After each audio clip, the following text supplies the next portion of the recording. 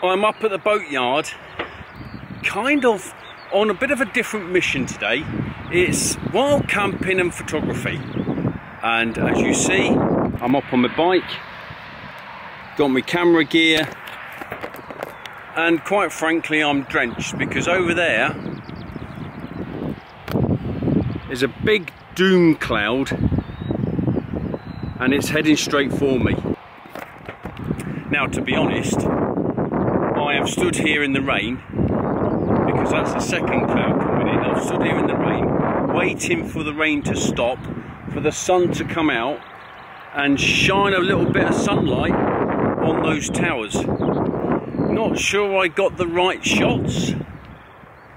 I'm wet. But then that's all part of photography, isn't it? So I now need to move out of this location. Sun's just about to get covered by the rain cloud and find somewhere a little bit sheltered. See you in a bit.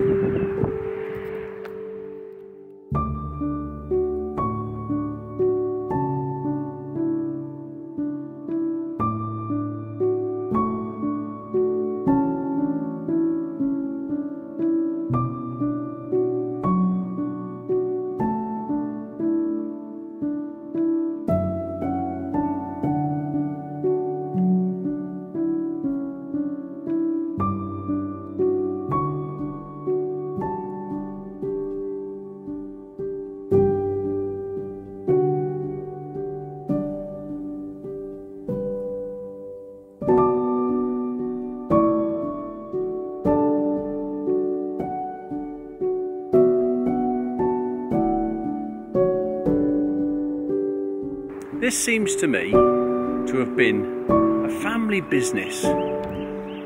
There's a car workshop. There's the fella's house. You can imagine this being a business that would thrive because people would be coming to the train station, which is just over there. They'd drop the car off for a service or to get fixed or whatever it is. And you know, I can imagine this being a great place to work. Bit noisy with the trains, but yeah, they're coming into land. I was going to say they're coming into the station, so they're slow. All right, you get the odd fast-moving bit of traffic, and I don't think that big road over there was knocking about. I wonder why it failed. Interesting. I've always marvelled at massive infrastructures like that. I mean, there's those cooling towers. I went up there by the railway station, and there's water dripping. I don't know where the water comes. Clearly, it's pumped up and then is dripped down. And but there's 8 towers there, and they're fascinating to look at. I could almost. It's like, you know, you're in your narrowboat and you've got the fire on, the multi-fuel stove, and you just sit there and watch the flames flickering. I kind of have that same with the steam and the clouds and the shapes of the clouds on the cooling towers themselves. It's absolutely amazing. So I'm here to do a bit of photography and get some early morning photography done. So what I'm doing is a bit of wild camping. I'm not sure if I'm allowed to do that here. I don't know whose bit of ground that is, but provided I leave it in the way that it was found for me, i.e. I take all my rubbish home, I'm sure it'll be fine. And by the time I get here, it'll be dark, so who's gonna know?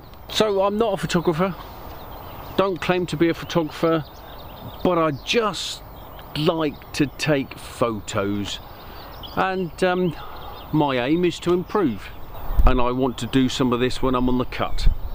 So so there we go. Anyway, here's some photos.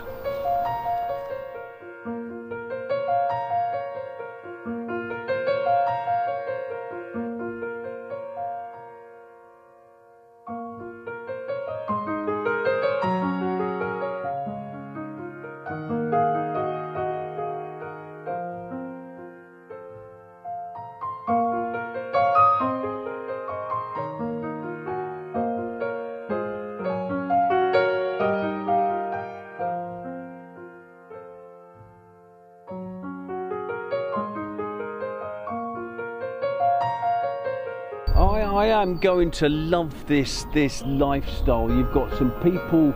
Let's put my glasses on so I can see you. There's some little wind turbine-y things going. There's some huts behind the boat. So clearly people have got their own little mooring site and made it.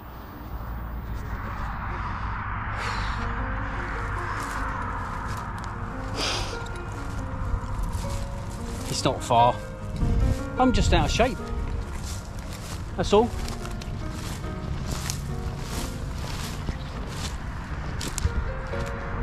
Look at that for a bit of scenery.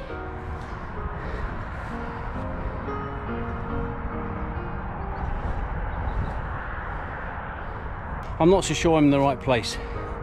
However, I can see all 8 cooling towers, and I think this is better than what I saw this afternoon. But that's quite moody sky. That could be quite good, particularly as the light's coming up and the clouds are dissipating as the night draws in. That could make quite a good photo.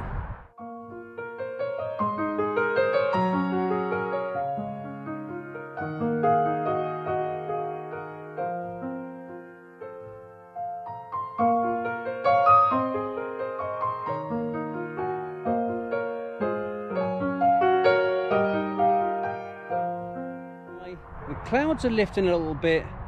I'm hungry and thirsty, but it could all be worth it. I think this might be my first even, photographing session of something useful that I'm kind of publishing on the tube. Sorry. My admin has been pretty poor tonight, actually. I thought the sun would go down quicker. I'm getting a headache because I'm dehydrated. So I need to get back. Light's fading fast now, typical innit? But I needed something to drink. I made a flask earlier on. A pink flask. It is fantastic. There's a little story towards this. I bought this ready to go to Afghanistan. I think it was 09-ish. Most people got green or black. And when someone questioned me, oh, we got a pink mug for? Well, what colour does everybody else have? Green or black? Okay. So this one won't go missing then, will it? You're like a river in the dark. Fair one. You steer me right, you lit the spark. It's turning to the sun. Whatever sun's left, I mean, that is a beautiful sky. So let's turn into that then. I think it was the right call to bog out early. I'd have liked to have caught that sunset with the towers in the background, but I had a huge headache due to lack of hydration.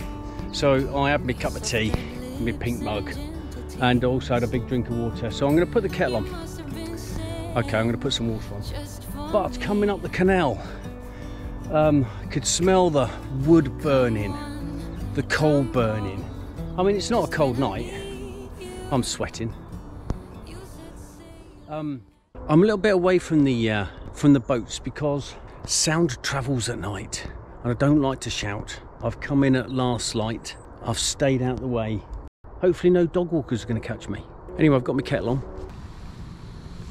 That's bubbling away quite nicely in there. It's a beautiful clear night. Moon's out. There's a couple of stars in the sky, but it's still quite light. The ambient light is still out. I can still see what I'm doing out here. I'm not sure if you can see the smoke. I might have to highlight that in post. I haven't quite got used to not being in the military, i.e. not using white light. Putting away everything after you've finished. So cooked, put it away. So everything you use, put it away. But at least then you don't lose anything. Okay, there's my setup. Bivvy bag, sleeping bag, with Bergen, bike, hat, water. That's me for the night.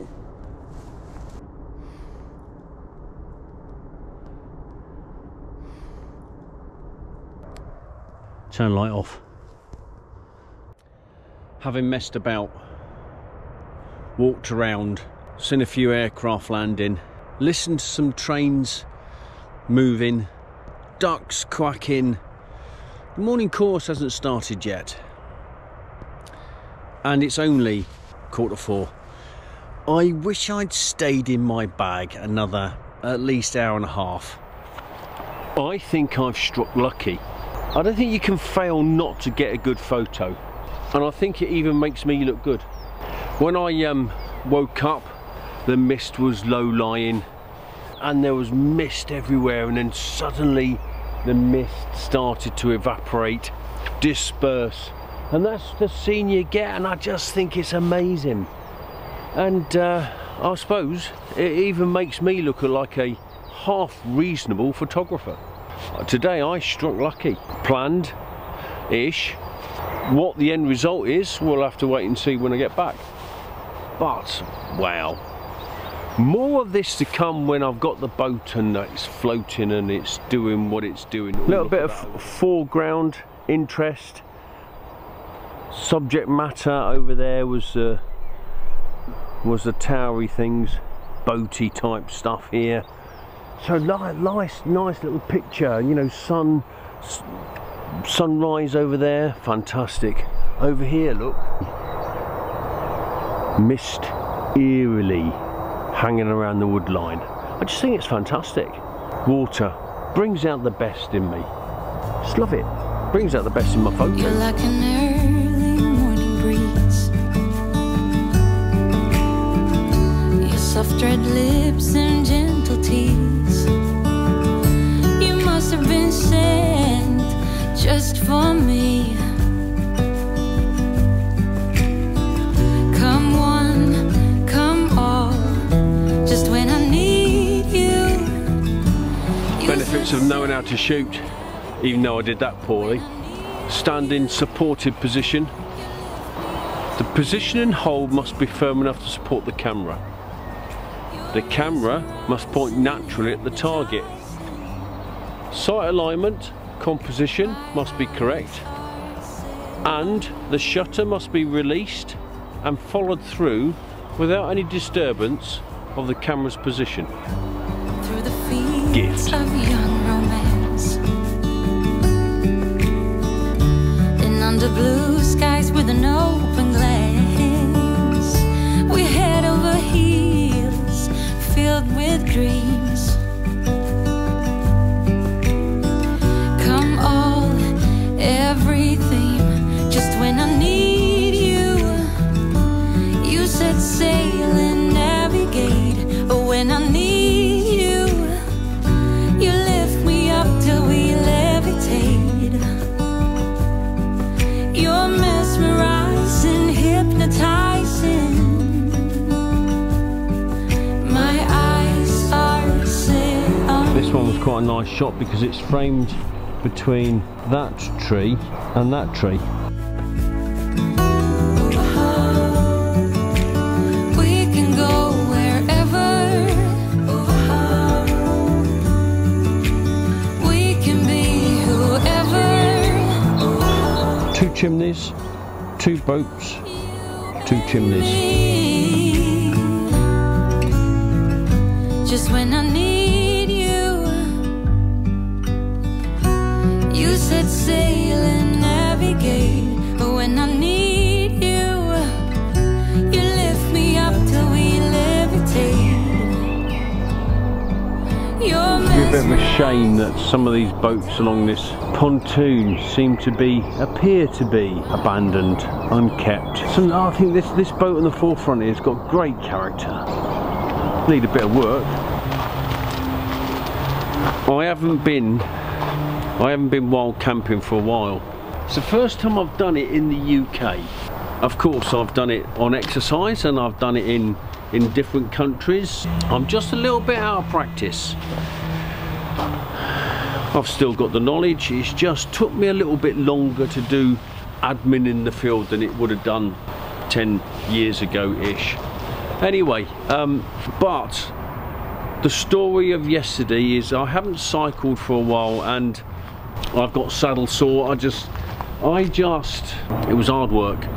I did too much, too quickly, But staying overnight, I enjoyed it immensely. That bit of wild camping, that I'll be doing a lot more of that when I'm on the boat, and hopefully, you know, the kids might want to join in. I think when they see that mist on the canals and the beautiful scenery, I think it's great.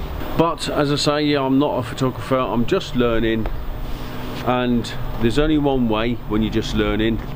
Well, there isn't. Hopefully there's only one way, and that's going up. I don't want to plateau just yet.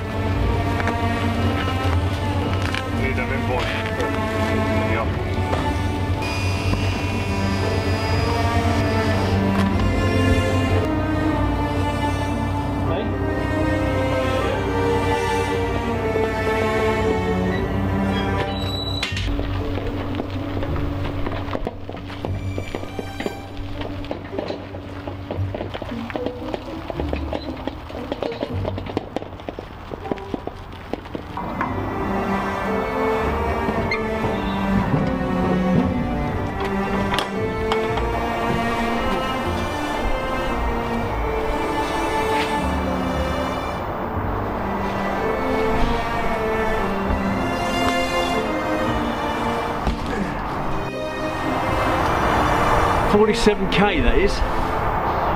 Kilograms.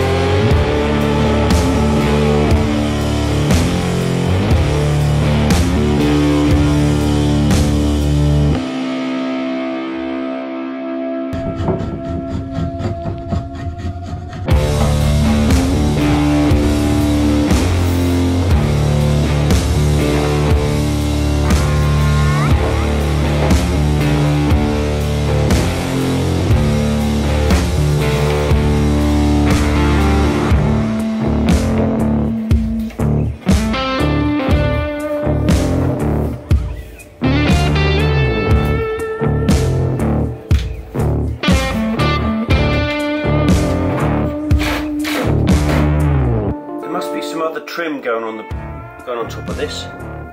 Now this is a piano hinge, it's called. Look at the length of it. Well, actually it's the length of the door. That's good, isn't it? Door frame. This was quite interesting to watch being built, actually. The sides of the frame were just machined and then lacquered, and then it's this bit here that Dom has fitted this morning. Been great.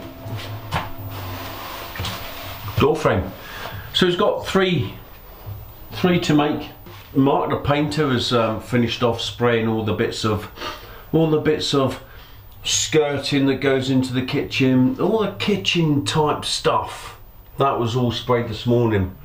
The doors, side panels and all that. Frames, front door, back door, they're all done. So essentially, other than fitting the engine and the batteries, of which you saw, I lifted that battery this morning and put it in the back ISO container. 47 kilograms. That's a big battery. Shower, that still needs to be completed. You know, you look around and you think, oh, okay, there's not an awful lot left. It's almost all done. A lot of the window frames and all that sort of stuff can't be done until the outside's painted. So The next big task is the painting of the outside, which I'm looking forward to watching happen, and how it happens, and of course the engine and getting that fitted. Now that again, that's going to be a lined up, that's going to be an interesting process too. When I was at Red Hill Marina, I bumped into Hayley and Adi from Making a Narrowboat with Nanny and Grandad. Lovely couple. Had a 10-15 minute chat with them, listening to their experiences and a lot of similarities. I've also been reading the threads of the various groups on the Book of Faces to do with narrowboat building and the pressures that the boat builders are under, and also the customers, in that building a boat currently is fraught with supply chain issues. I can vouch for that. You know, I'm on a good journey, to be fair. But I sympathise and I understand from both the boat builder's point of view, because of the interaction I have with the fit out pontoon, and the customer's point of view, because I am a customer. I just think it's quite difficult for both the customer and the builder, accepting that I don't walk in everybody's footprints, I only walk in my own. I'm on a good journey, and some people's journeys aren't as positive, and I sympathise with the anxiety. Let's leave it there.